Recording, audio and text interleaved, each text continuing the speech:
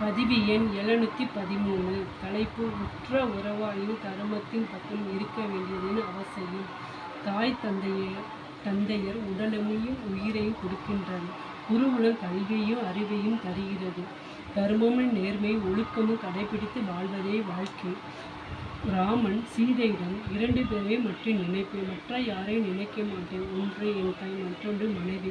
தர்மத்தின் வழியை உலகுக்கு எடுத்து காட்டினார். கைகை கொடுத்த வரத்தை தசரத மன்னன் நிறைவேற்றினார். ஆனால் அரசன் என்ன வேணாலும் செய்யலாம். தர்மத்தின் வழியை நடந்து துன்பப்பட்டு துயரப்பட்டு மாண்டார். கோசலை சுமத்திரை கணவனின் பக்கம் தர்மத்தின் பக்கம் நின்று வாழ்ந்தனர். சுமத்திரை அன்னை லக்ஷ்மணிடம் ராமநாமமே எனது நாமம், ராமன் பாதமே எனது பாதம் என்று தொண்டனாகவே வாழ்ந்து தர்மத்தின் பக்கமே நின்றனர். கோசலை அன்னையும் தர்மத்தின் பக்கமே நின்றனர். கைகேயி அரச பதவி வேண்டும், அதுவே பரதனுக்கு வேண்டும் என்று தசரத மன்னனிடம் கேட்டனர். அப்படியே கொடுத்தனர். பரதன் ஏற்க மறுத்துவிட்டனர். தன் தாயை பிடிக்கவில்லை. தாய் என்று மன்னித்து ராமனிடம் சென்றனர். ராமன் பாதுகையை வணங்கி அவர் பாதுகையை வாங்கி பட்டாபிஷேகம் செய்து அரசாட்சி செய்கின்றனர். குருவை போல மதித்து அரசாட்சி செய்கின்றனர். இதுவே விசேஷ தர்மமாகும். ராமனை பார்த்ததும் ஹனுமான் பிரம்மச்சாரி வேடத்தை எடுத்தார். ராமன் லக்ஷ்மணன் என்று தெரிந்ததும் ஹனுமான் வேடத்தில் மாறினார். ராமனிடம் நான் வாயுவின் மகன், சுக்கிரவின் மந்திரி என்று கூறினார். ராமனின் பக்தனாகவே மாறி ராமநாமத்தை செபித்து, ராமநாமமே எனது நாமம், ராமன் மந்திரமே எனது மந்திரம், ராமனின் கடமையே எனது கடமை, தொண்டனாகவே சீதா பிராட்டிக்கு நண்பனாகவும் வாழ்ந்தார். தர்மத்தின் வழியே தர்மத்தின் பக்கமே நின்று கடவுளாக நமக்கு அருள் புரிகிறார். வாலி தன் தம்பிக்கு அதர்மத்தை புரிகின்றார். சுக்கிரவன் தன் மனைவியை நாட்டையும் இழந்து காடு மலையினை திரிந்து வாழ்கின்றனர். ராமனின் நட்பு கிடைத்தது. ராவணனுக்கும் சீதைக்கும் வாலிக்கு இடது கண்ணு துடித்ததாம். அதர்மத்தை அதர்மமாக அழிக்க வேண்டும் ராமர் கூறினார்.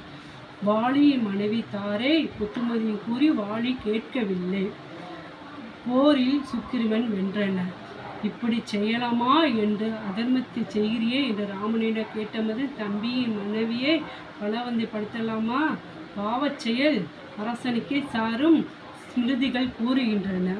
சுக்கிரவனுக்கு நீ அரசாட்சி செய் என்று வாலி கூறியும் தேவர்கள் கொடுத்த கஞ்சன மாலையை சுக்கிரவனுக்கு கொடுத்து பட்டாபிஷேகத்துக்கு லக்ஷ்மணனை அனுப்பினார். ராமர் காட்டிலிருந்து தர்மத்தின் பக்கமே நின்றனர்.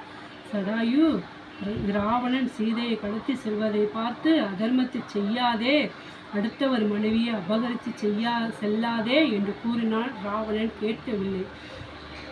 தசரதன் மன்னனின் மகன் ராமனின் மனைவி சீதை இப்படி திருடி செல்கிறாயே, செய்யாதே என்று கூறினார். தர்மத்தின் பக்கமே நின்றனர்.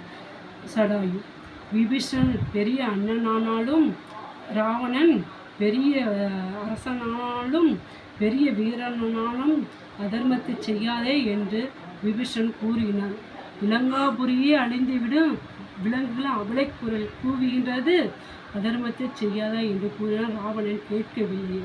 ராவணனை விட்டு பிரிந்து ராமனிடம் சேர்ந்தனர். தர்மத்தின் பக்கமே நின்றார் விபீஷணன். திருசடை அன்னை பெரிய அப்பாவென்றாலும் பெரிய அரசன் என்றாலும் சீதை அன்னைக்கு உதவி புரிந்து நண்பனாக இருந்து தர்மத்தின் பக்கமே நின்றனர். கையில் ஆயுதம் இல்லாதனால் ராவனிடம் இன்று போய் நாளை வா என்று அனுப்பினார். தர்மத்தின் பக்கமே நின்றார் ராமர்.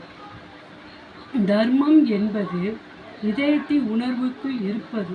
தர்மம் என்பது முன்கூட்டியே செய்வது. தர்ம வழியில் வாழ்ந்தால் வாழ்வு சிறப்பாகும். ராமனின் பாதுகையை வணங்கி ராமனின் வழியில் நடந்து வாழ்வு சிறப்பாகும். ஸ்ரீராம் ஜெயராம், ஜெய ஜெய ராம். வணக்கம்.